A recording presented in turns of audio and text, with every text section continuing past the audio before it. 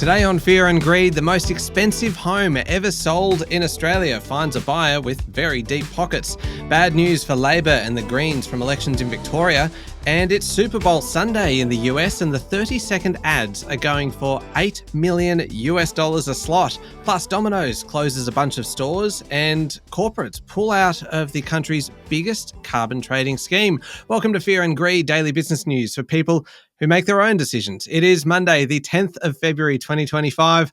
I'm Michael Thompson, and good morning, Sean Aylmer. Good morning, Michael.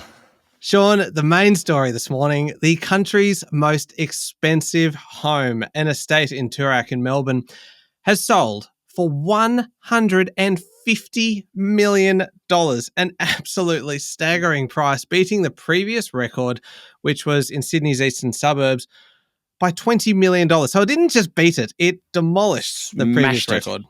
The 1867 built Coonac, Coonac, owned by Paul Little, he of Toll Holdings fame, and wife Jan Hansen, who's the Chancellor of the University of Melbourne. They've sold it to someone, we don't know who the buyer is at this point, but they got $150 million. It's described as an Italianate mansion, 1.1 hectares, pool, cabana. Never really known why cabana is such a selling point in the house. But anyway, a pool, cabana, tennis court, park-like gardens, 200-metre frontage on Clendon Road. Those who know that area knows that's a place to be in Toorak in Melbourne. Now, Little and Hansen paid $14.5 million in 2002. They've renovated it, according to the Financial Review. Now they're getting $150 million for it. Not a bad return, is it? That's pretty good. The previous Melbourne record was $80 million for another property in Toorak. That property's actually been knocked down and is being rebuilt. The previous record for a house was $130 million for two different properties in Point Piper in Sydney's east. The actual apartment record is higher, or was until this weekend, was higher than the house record. The apartment record is $140 million. That's for an apartment, a penthouse and a sub-penthouse in Barangaroo, which is in Sydney CBD. That's only just been completed, and that's a mystery buyer as well. Anyway, the upshot, Michael, a cabana. Is a cabana really a selling point for a house? Well, I suspect that's what helped it to beat the Barangaroo apartment, because I'm tipping that apartment didn't have a cabana. No. Might have had a pool, though. Oh, that is just incredible. Just staggering numbers, and I can't wait. I hope we do find out who the buyer is, because I'm sure it'll leak. I'm very nosy, Sean. It's good to see the top end of the market doing so well. But, Sean, what about the rest of us? Oh. We know that the market ended last year just a touch soggy, really. Soggy? Yeah, that's a good word for you. It's a very visual word, isn't it? Any pickup in 2025? Well, a little too early to tell, but there are some positive signs. There was a bunch of homes that went under the hammer over the last week, up to about 1,700, I think. The preliminary clearance rate came in at 67.4%. That's the highest since October, so we should be excited about that, I'd imagine.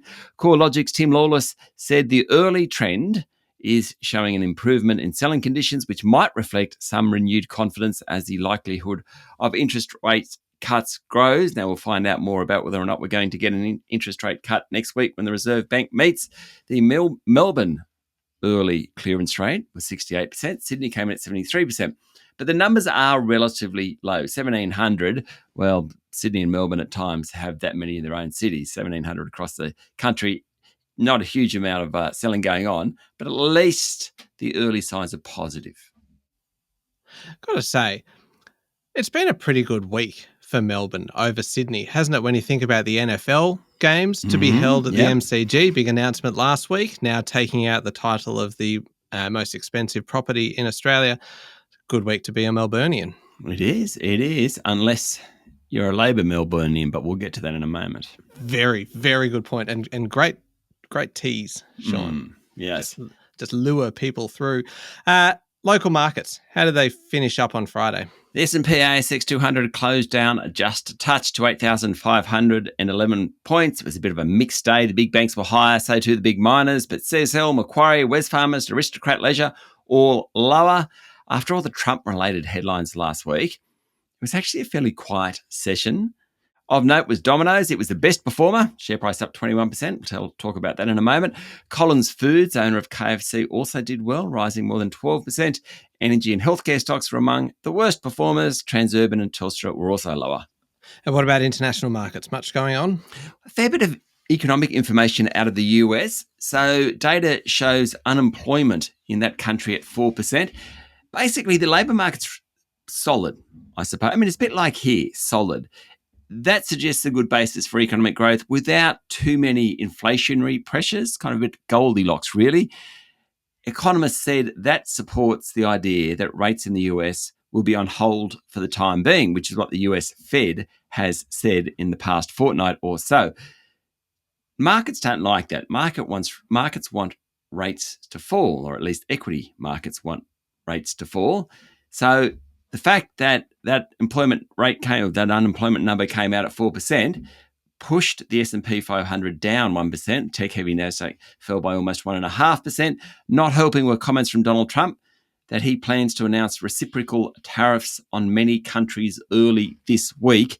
That weighed on markets. Not exactly clear what he means at this point, but the administration has been upset about the European Union's value-added tax, which it's had for many, many years. That's a minimum of 15%. So the idea is that potentially there will be a 15% tariff on EU products. Other data over the weekend shows that consumer sentiment in the US fell and worryingly inflation expectations soared. Otherwise, Brent crude trading about $75 a barrel. Gold's about $28.60 an ounce. The Aussie dollar's just under 63 US cents. And Bitcoin, $97,000 a unit.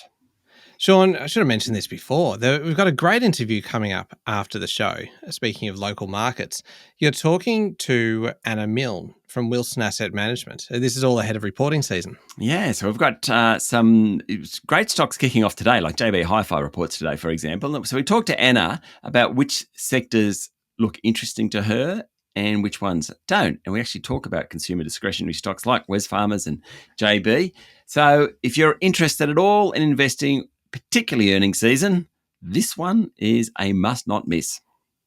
A must not miss. That's changing it up from a must listen. Yeah. Feels like it used probably about 2 extra words, but anyway. That's all right. The thing I love about Anna's interview is that she just goes through the stocks that she is watching, the ones that she is keeping an eye on, and names, which we love, isn't it? It's always great, particularly if you are interested in investing. Don't go anywhere. We've got plenty still coming up. We're talking about Domino's big announcement that you alluded to before. Sean, why big companies are quitting a federal net zero scheme, and a great story about copycat cryptos. I love that one. It's all coming up shortly. We'll be back in a moment with the rest of the day's business news.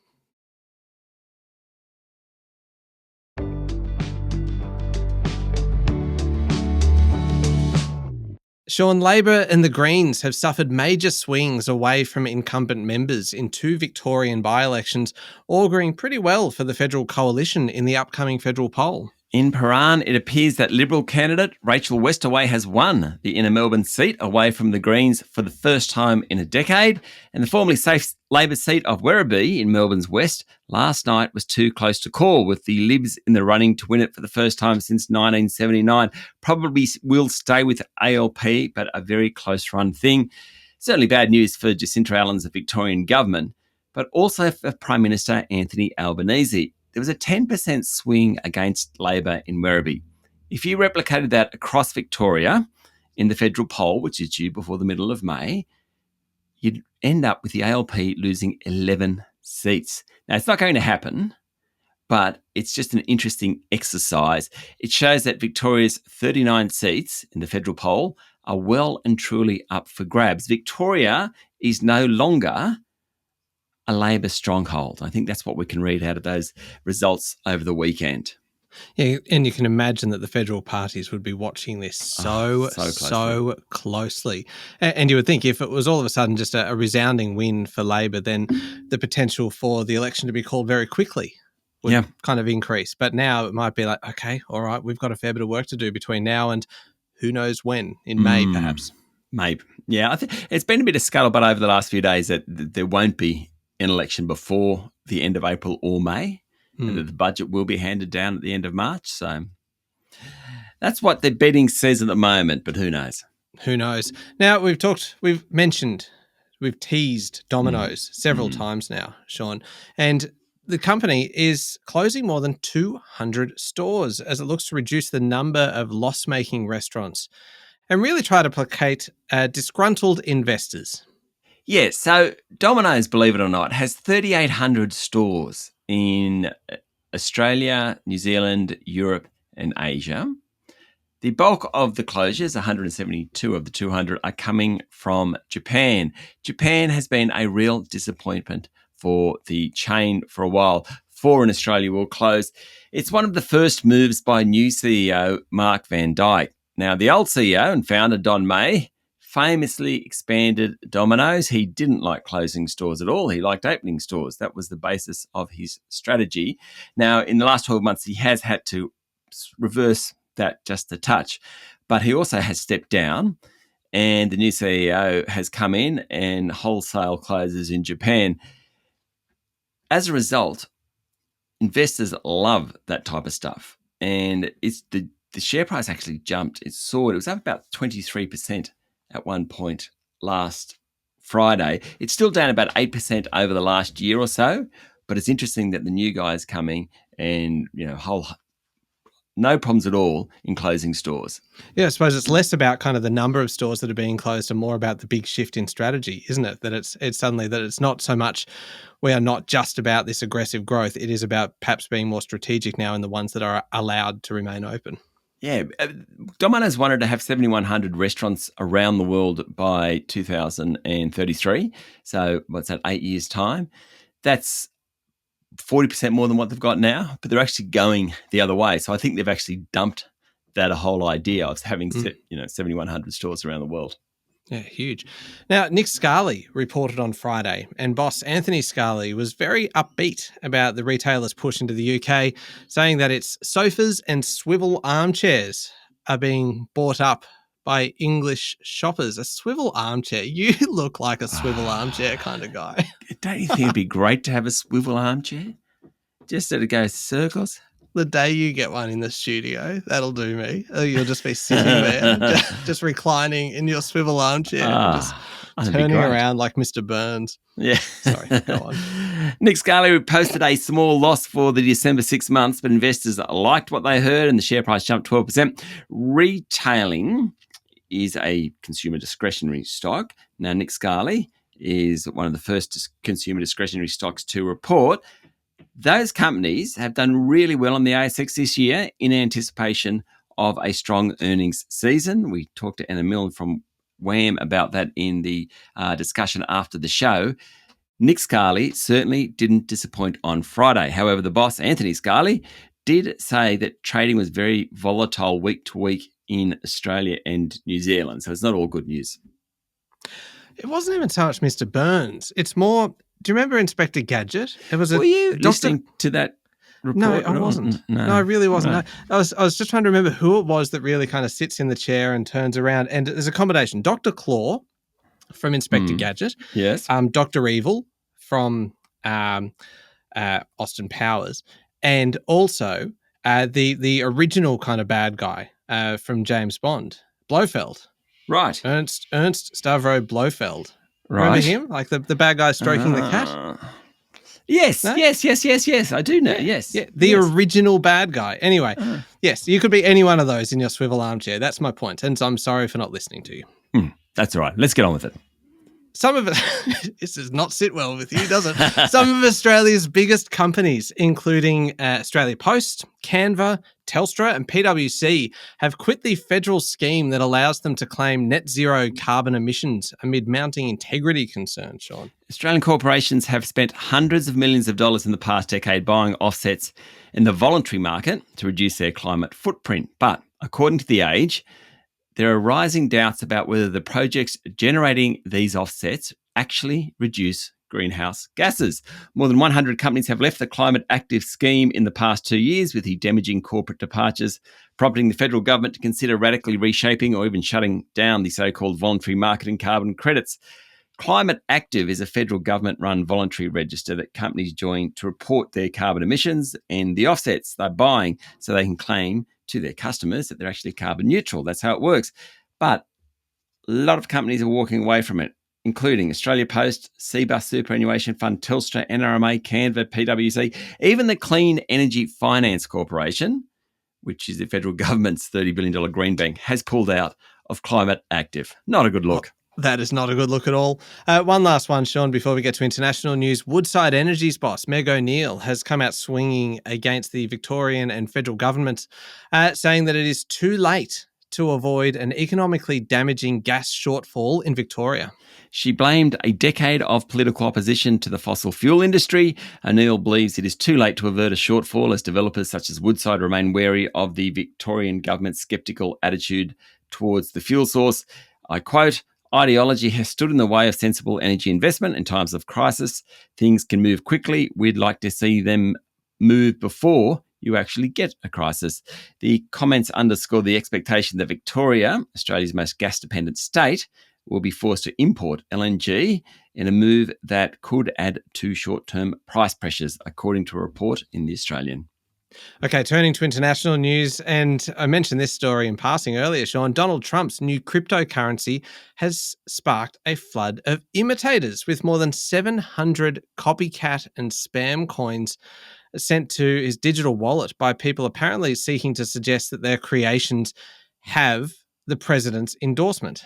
Opportunism at its finest. The did not waste any time. No, the 700 copycat and spam coin, that was found as a result of a Financial Times analysis after the president and his wife Melania launched meme coins in the days ahead of his return to the White House. The FT found that 736 different meme coins have been deposited in the official Trump coin wallet over the past 3 weeks.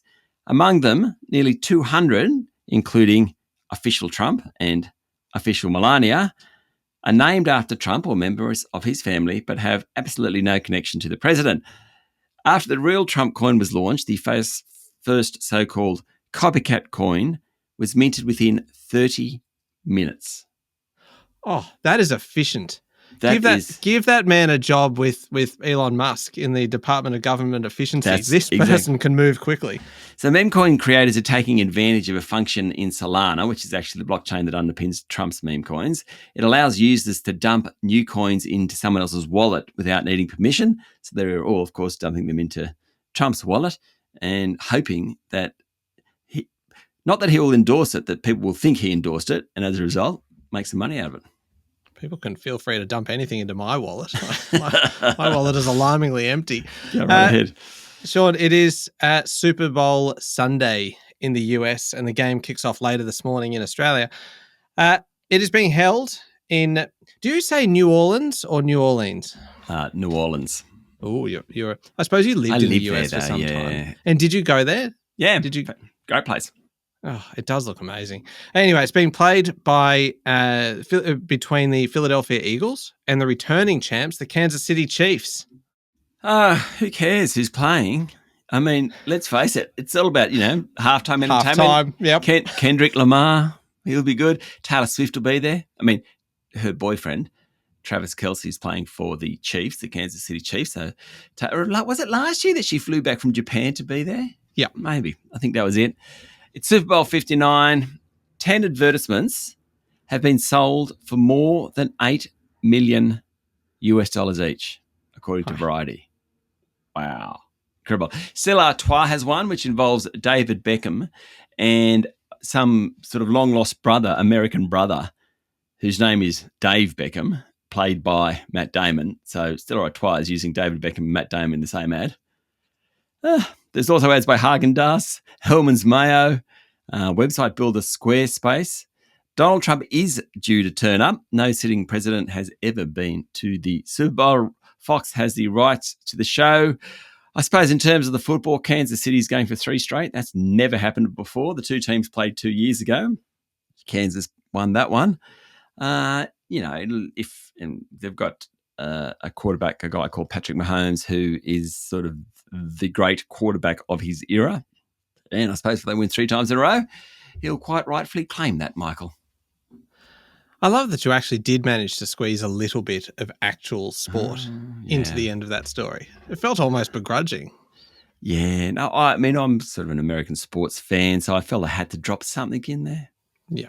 But really, for most of us, it is about the ads. It and is about the ads. halftime show. Yeah. Totally.